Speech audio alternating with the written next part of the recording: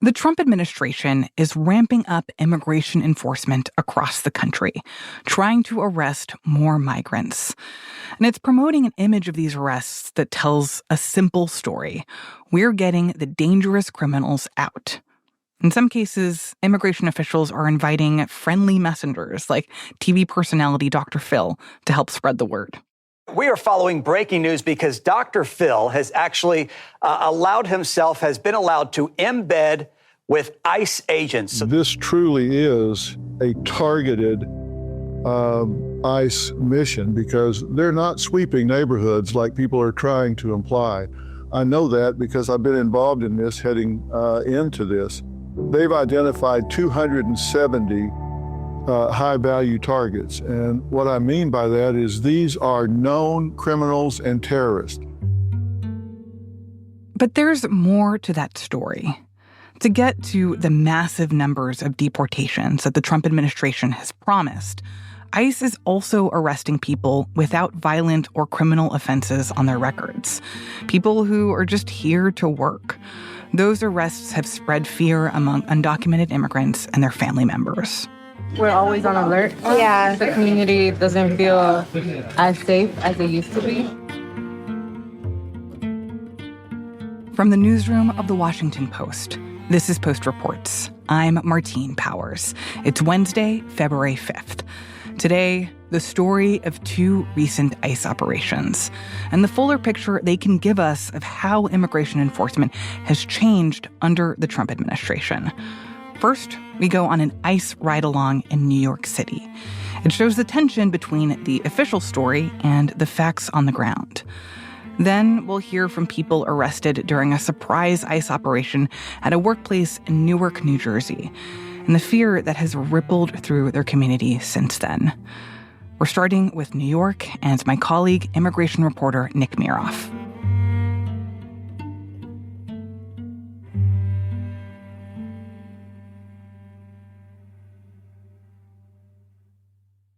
So, Nick, you recently went on a ride-along with U.S. Immigration and Customs Enforcement in New York City. Tell me how your day started. Well, we started out in the basement of the federal building in Lower Manhattan where ICE has its headquarters in New York City, where it has its New York field office. So where's Bill and Brian? These things tend to start very early. They like to get the element of surprise. In this case, the officers and agents, gathered a little bit before 5 a.m. And the officers we went out with all gathered around one of the most senior ICE officials in the New York field office, a guy named John, to get a short briefing on their target. All right, guys. Good morning, everyone. Today, the target of the operation is going to be... He said the target is 34 years old. He'd been deported before and has a conviction for illegally re-entering the United States. Federal crime. He's a citizen and national of Ecuador. He has been deported from the U.S. in the past, re-entered. He was charged with 1326, which is our re-entry code. In addition to that, he has a rape and the second-degree case pending. This target's located in the Bronx. If all goes well, we'll have him in custody shortly. Any questions? And Nick, doing something like this, like being on a ride-along with ICE during an arrest like this, is that normal for you? I mean, do you usually get this kind of access? ICE does not offer this type of access, so it is rare, and often it's only when there's a change in administrations and the agency, wants reporters to see the way they're operating, that they're, doing something differently. And I think, that also is one reason why we're seeing them invite traditional media, which the Washington Post would be included, but also non-traditional media. I mean, non-traditional media means people like Dr. Phil, who we heard at the top, who is not approaching things from a journalism perspective without necessarily providing additional context or other viewpoints. And, as unusual as that is, to me, that was kind of an extension of the way that the president's media operation worked on the campaign trail. And so they're going to give them access to show that this is what the new administration is actually doing. And ICE invited us along with the condition that we not disclose the operation ahead of time. So we had very few details beforehand. So what was your hope in doing this ride along? Like, what did you want to see? I'm out there to see, what are they saying about what's new, what's changed, how they're feeling about their work right now. We're in the middle of this dramatic swing in terms of the marching orders that ICE is getting from the White House. They are at the center of President Trump's mass deportation campaign, and so it's I want to know how they interpret those orders and apply them on the ground. Huh. Okay. So then take me back to that morning and tell me what happened next. So after the briefing, we drove up to the Bronx through the darkened streets of New York. At the light, turn left onto Spruce Street. And, we're talking to Bill Joyce, the senior ICE official for the New York field office, about the work and what had changed since Trump had come into office. Have you ever seen this many supplementary officers and agents from helping you? We've always had good partnerships with our federal partners, but this is slightly larger than typical. In 800 feet, We merge have onto Park had Road. large operations before, but it's been a little bit of time. One of the things that was interesting about this ride along, there were 20 what ICE calls fugitive ops teams, basically 20 teams of officers and agents going out to look for these targets, to knock on doors and try to take these people into custody. And on an ordinary day, what the senior ICE official told us is that he has, usually only about 5 teams. So this is 4 times as many teams going out to make arrests. And, we got to the neighborhood in the Bronx where the address was, but it was too early. And so we had to park and wait until 6 a.m., at which point the officers quietly walked over to the house. There wasn't anybody out really at that hour. There wasn't anyone on the streets. The vehicle I was in parked right in front of the house, and so I was able to just roll down my window and observe the way the officers approached the residence and positioned themselves to make sure that there wasn't anybody who could potentially, jump out a window or come out a side door. Then a handful of officers went to the door. It was a single-family brick house, not like an apartment building or anything. And John just started knocking on the front window.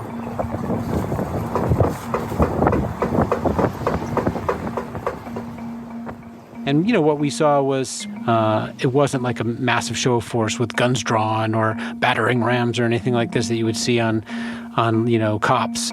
This is civil immigration enforcement. They don't have a criminal warrant. They don't have the right to, break down the doors.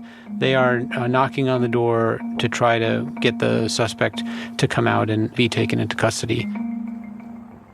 And then the door opened, and I could hear John saying, "Good morning. How are you?" And, what we saw was the person they were after came to the door, got some clothes on. After a few minutes, he was in handcuffs. He came outside with them, and, they walked him down the stairs and out onto the sidewalk, and they walked with him, and he got into another vehicle. So, Nick, you were talking earlier about how this is one of those moments where, in part because of political reasons, that there is an emphasis on being very public about these kinds of deportation arrests. One thing that I noticed, I think other people noticed, was the new Secretary of the Department of Homeland Security, Kristi Noem, that she was tweeting about these arrests or about raids. Can you describe what she was tweeting in this moment and what you thought when you saw that?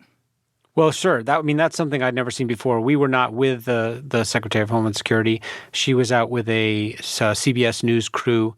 Today, they are joined by newly confirmed Homeland Security Secretary Kristi Noem. Be safe out there. The goal, 500 arrests over a week-long operation in New York. In a Bronx parking lot. And soon after, we left that residence in the Bronx after taking that suspect into custody, I saw that she had tweeted about the arrest that the team she was with made at another location. Here in New York City this morning, we are getting the dirt bags off these streets. She said something to the effect of, just now, on the streets of New York, getting these dirt bags out of here. So very much kind of putting herself in at the center of the action.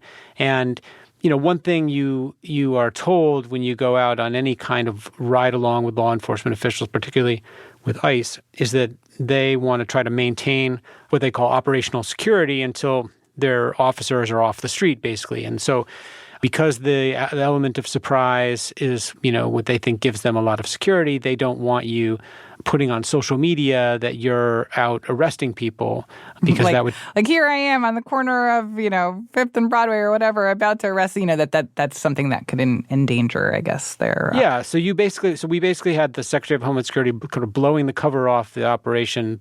And, I thought, to me, that reflected the priority that the White House is really putting on, the kind of, public relations element of these operations and of the president's campaign. And whatever the importance of taking these suspects into custody, they also want to show that the president is following through on his campaign promises.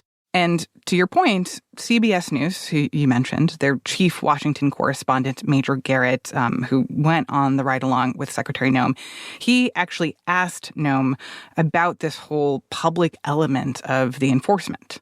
You want cameras at these events, don't you? And some would say you want this spectacle to be filmed. It's not a spectacle. This is our nation's law enforcement judicial process. The scales of justice are equally applied to everybody. We want transparency on this. In this case, they took into custody a wanted, Venezuelan gang member. So these were targets that were, I think, selected in advance to really drive home the point that the president is going to go after the types of, very dangerous criminals that he said he would. And so their desire to, really broadcast that as widely as possible is why you see, her tweeting this even, when the operation's barely underway. So all told, you went out with this one team. This was one of 20 teams that were out on that morning to make arrests. How many people did they arrest? What did they achieve? So, by mid-morning, they had 20 suspects in custody. They said that 8 of them did not have criminal records, but of the 12 that did, there was one individual with known suspected terror ties, a man from Yemen. There was another Dominican man who had an Interpol notice on him for homicide, meaning, he was wanted for a homicide outside the United States. And, there were some others there with serious violent crimes and charges on their records. So if you're from the perspective of ICE, it was a pretty successful outing. They sent out 20 teams. They came back with 20 suspects. No one got hurt. It wasn't the kinds of numbers that the White House has told ICE that it needs to bring in. I want to talk briefly about the 8 people that you said were arrested on this morning that did not have criminal records. Why did they get arrested on that day, given that the communicated goal of the government in this moment is to focus on people who have criminal records, who are threats to public safety? How did these other 8 people get scooped up?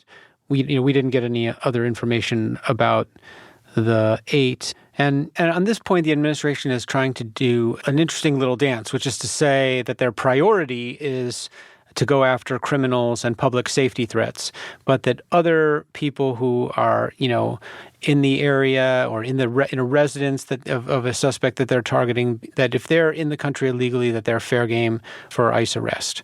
And when Trump officials are challenged on this point, on this idea that they're picking up people who aren't criminals, when they said that was going to be their priority, their response is that these people are in the country illegally, they're breaking the law, and that they're fair game for enforcement. That is what Tom Homan, President Trump's border czar, will say. And for ICE and the kind of messaging that the White House is doing right now around the president's mass deportation campaign, there is a certain benefit to having people who they would potentially want to take into custody, for have them be afraid of being arrested. They have talked before about how they want people to self-deport, how they want them to just leave. And, the sight of these teams with agents and officers deploying on the streets of, major U.S. cities, or even the president's announcement that they're going to use the Guantanamo Bay naval base as a detention camp for people whose countries won't take them back. I mean, all of those things have created this kind of climate right now in which they want people to really think twice about remaining here and maybe get some people to leave on their own, and they will be able to take credit for deporting people that, they don't even need to take into custody. Can I ask you about the man that you saw getting arrested? Do you know what transpired after you saw him being arrested? So after the suspect was taken into custody, the ICE team we were with drove back down to Lower Manhattan to ICE's field office headquarters there, and we observed the processing room. Busy down here. Where they basically book people into custody. They remove their chains and shackles after a basic kind of intake process in which they go over the person's record and their rights and those types of things. He re-entered, was charged with that, pled guilty 7/24/24. This individual was placed into a holding cell with the other people who were picked up that morning, like a large holding cell with capacity for about 50 people and very, kind of Spartan conditions. But that's pretty typical of any police station that you would expect. And given the fact that he's been previously deported, that he has a serious criminal charge on his record, and he's from a country, in this case Ecuador, that takes back deportation flights pretty routinely, I think the chances of him being deported from the United States in the next few weeks are pretty high. Nick, thank you so much for sharing this story. Thank you, Martine. Good to be with you.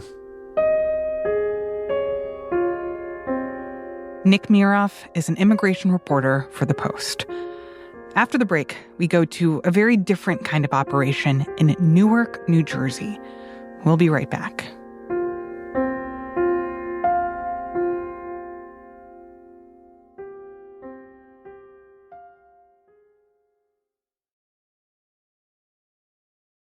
So, Sylvia, we just heard about this ICE operation that played out in New York City with our colleague Nick Miroff.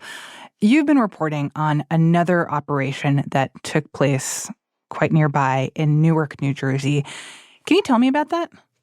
Yeah, so we first heard about this raid when it started making state and national headlines a couple weeks ago. Surveillance video shows agents at a food warehouse in Newark yesterday. Several people were detained, even a U.S. There were some arrests of immigrants at Ocean Seafood Depot, which is a distributor of seafood in Newark.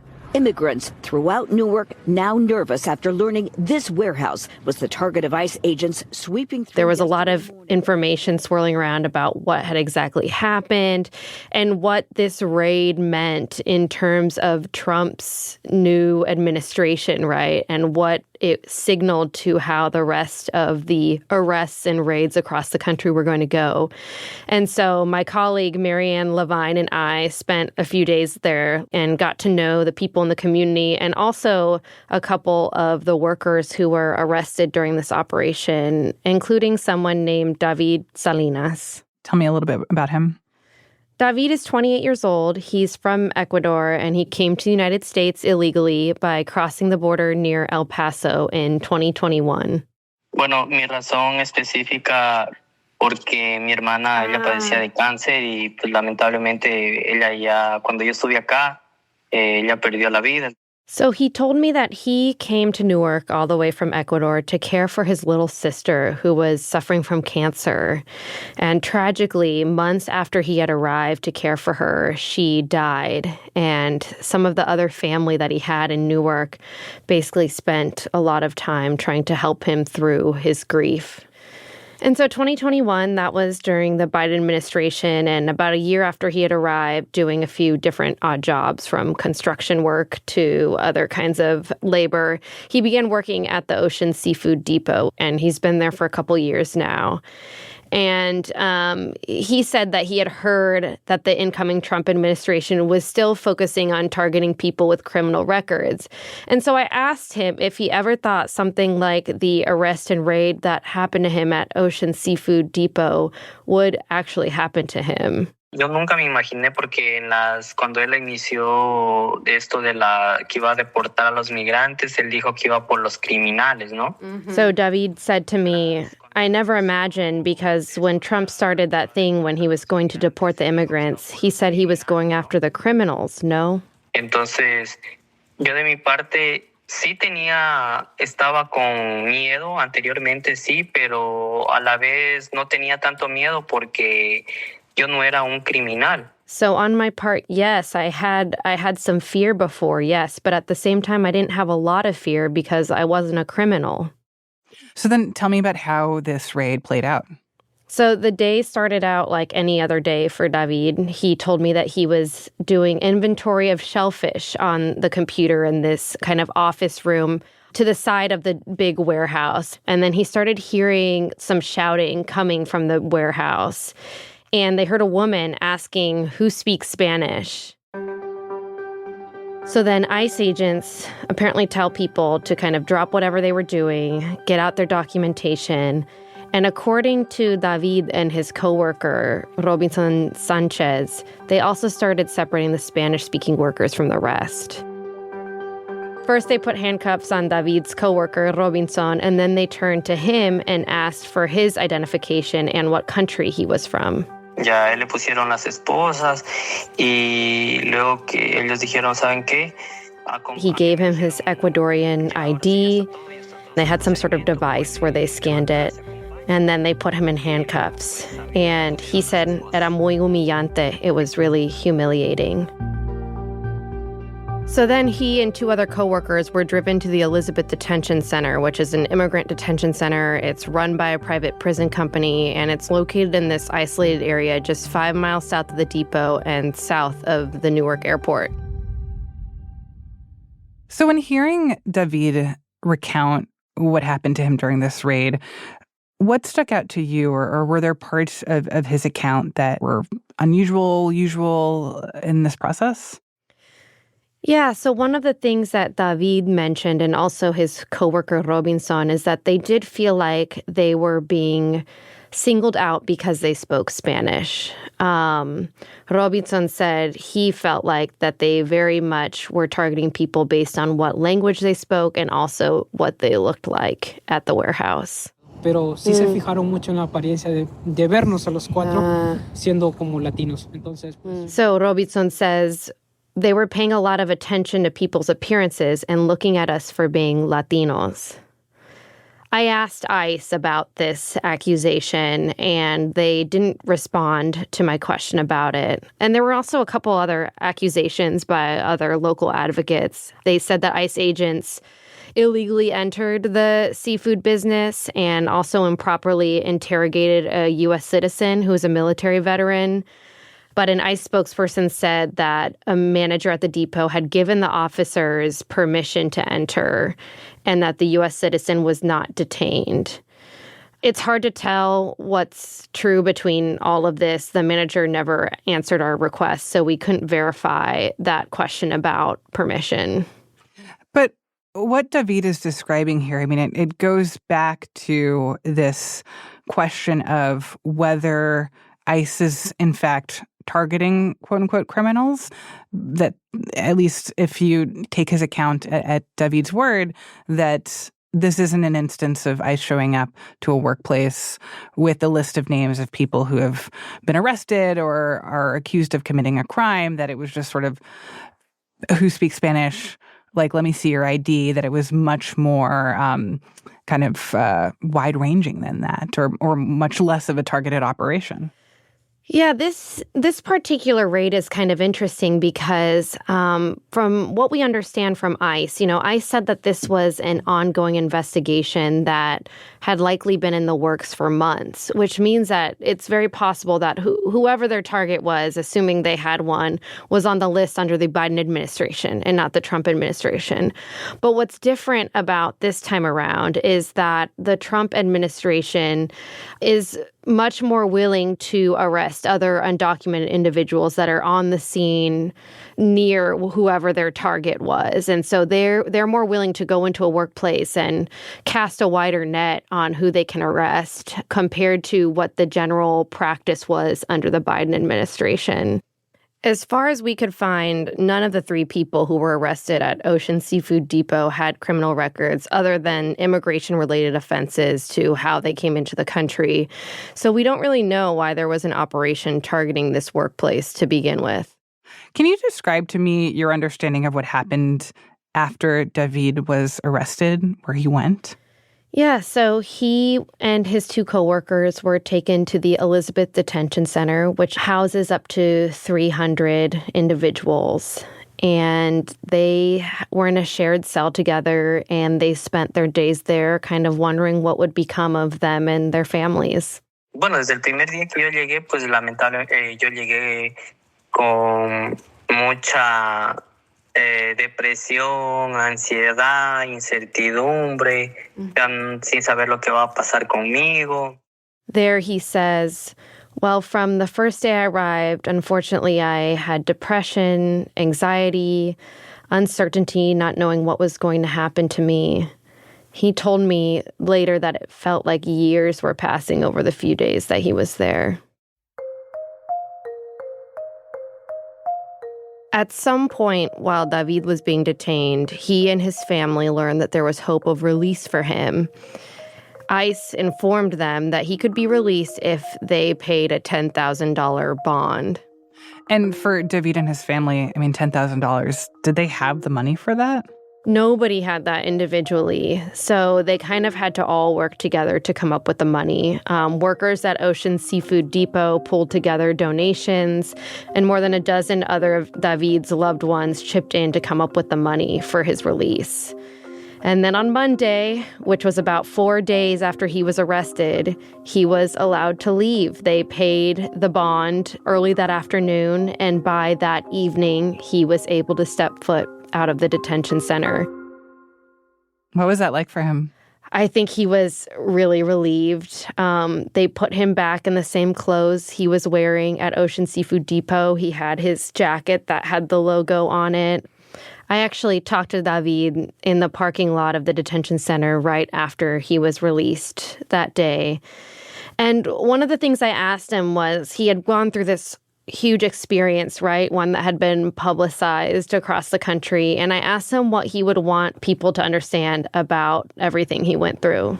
No todos somos criminales, que todos venimos acá por un sueño y por ayudar a nuestras familias, que no todos somos malas personas. There he's saying that we're not all criminals, that we come here for a dream and to help our families, and that we're not all bad people. So all this gets at the question of why ICE did this raid and why they arrested the three people that they did. The fact that David and Robinson were both released indicates that they were considered non-threatening to the public, right? They were not a safety danger. Their third coworker who was arrested was not released and is in deportation proceedings from the detention center. But after scouring New Jersey court records, we couldn't confirm that he had a criminal record either, and ICE didn't provide any information on any of them. ICE did tell us that this third coworker in detention had overstayed his visa, but that's really all we know about his situation. So David was able to get out of this detention center on bond, but what does that mean for him for the future? Like, what does the legal process look like going forward? And what are the chances that he will, in fact, ultimately get deported versus being able to stay here? Yeah, it's a great question. So he and his other coworker, Robinson, who were both released, are waiting for letters in the mail that will give them the date of their first court appearance. And it is the first part of a long process to determine whether he is eligible for deportation or not. And so what's ahead is likely a very long and drawn-out court case. There's an incredible backlog of immigration court cases in the system. And so these proceedings can often take years and years and years. In terms of the impact that this has had on this community and the level of fear that a lot of people are experiencing right now, in some ways, it does seem like the intention here from the Trump administration is to get the word out about these raids, to publicize it. I mean, we heard earlier the way that our colleagues are able to document these raids, that you have TV crews who are going out with them, and that there is a intention of making sure that people know about them. What do you make of the fact that it appears here that spreading the fear seems to be the point of what happened to David and what's happening to people who are caught up in these raids? I think I can just say anecdotally that seems to be working.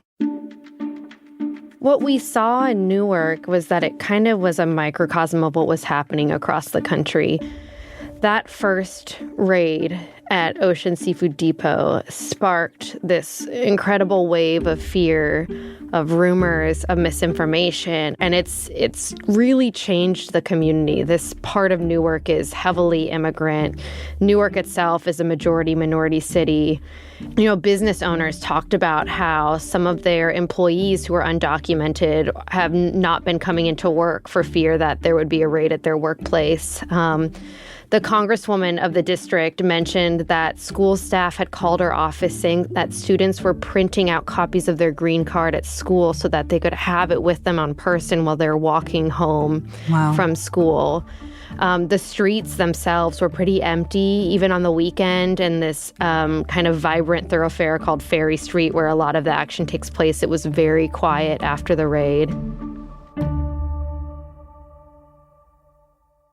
I spoke with a 20-year-old named Eleni at Ferry Street Barbecue, where she was having meat and fries with her family. And we're not sharing her last name because of her family's immigration status, but she talked about how she had been dropping her undocumented mom off to work at the nail salon so that her mom didn't have to walk in public. My mom, she's scared to go to work, so I have to drop her off instead of her just walking. She's scared that whatever she does, that she's going to get taken out somewhere else that's not her home. She talked about the raid at the seafood distributor and how it really freaked her out.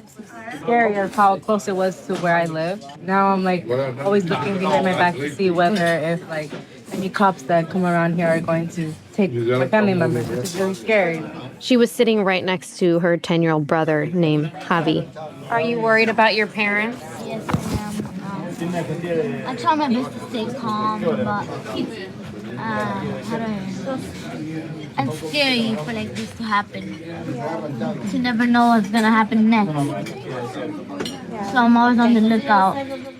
But that said, there are people here in Newark who voted for Trump or who feel like there are benefits to having Trump as president. My colleague Marianne and I had some conversations with immigrants who, while they were critical of Trump's approach on immigration, were also generally supportive of his policies on the economy. One of those people was Martin Perez, who I spoke to at the barbecue restaurant. He's 35 and has 2 children. Esperemos que mejore la economía. ¿Okay? Parece que todo está muy elevado. El costo de vida ahora mismo es muy elevado. Los precios del supermercado, la gasolina, todo está muy elevado. Esperemos que mejore un poco esto. So I asked him, based on an earlier comment that he had made, what were the good things that he saw about Donald Trump's presidency? And Martin said he hopes that Trump helps with the economy because everything is expensive. He said the cost of living is high, the grocery store prices, the gas prices. And so he's hopeful that at least the economy would get better now under Trump. So, Sylvia, it's been really interesting for me to hear your reporting on this. And in some ways, how it matches up or doesn't match up with what we heard from our colleague Nick Miroff earlier in this episode and the raid that he was able to witness. Because in that, it seems like ICE had this targeted approach that they're looking specifically for people with criminal records, whereas in this instance and with David and the raid that you covered, that this was much more kind of a catch-all, let's just show up and see who has undocumented status and who we can arrest here. And I guess I wonder what to make of these two different events and the ways that they tell two different stories about what's happening in immigration enforcement right now. Yeah, I think they both point to this idea that I've heard from community members and activists that maybe it is the fear that's the point, right? I think in the end, Nick said, was it 20 people that were arrested overall in their big targeted operation in New York City? In my story, it was 3 arrests at the Newark raid, but the ripple of the effect of those arrests can't be underestimated. And I think the more that the arrests expand, especially to people who are not criminals, who are undocumented individuals, but that have been showing up to work every day without a criminal record, the more that that net expands, I think the more people are afraid. I think it does feed on itself, and in some cases, maybe more fear than what is actually occurring, right? The Trump administration is still trying to ramp up resources and personnel to actually reach the goal that he seeks to reach. But that said, they are ramping up, right? So I think you're seeing this game kind of between the propaganda trying to amplify the arrests they're making, and then at the same time, a genuine increase in the number of arrests they're making. And I think at the start of the administration, the propaganda was outpacing the actual number of arrests, but we're starting to see that gap close as these quotas come into effect and more efforts are being taken to round up immigrants in the country. Sylvia, thank you so much for sharing your reporting here. Thanks so much for having me, Martine. Sylvia Foster-Frau covers immigration for The Post. That's it for Post Reports. Thanks for listening. If you're looking for the latest updates on the big news of the day, check out our morning news briefing, The 7. We bring you through the 7 stories you need to know about every weekday morning by 7 a.m. You can listen to it wherever you listen to podcasts. Today's show was produced by Laura Benshoff and Emma Talkoff. It was edited by Rena Flores with help from Maggie Penman. It was mixed by Sam Baer. Thanks also to Jenna Johnson. I'm Martine Powers. We'll be back tomorrow with more stories from The Washington Post.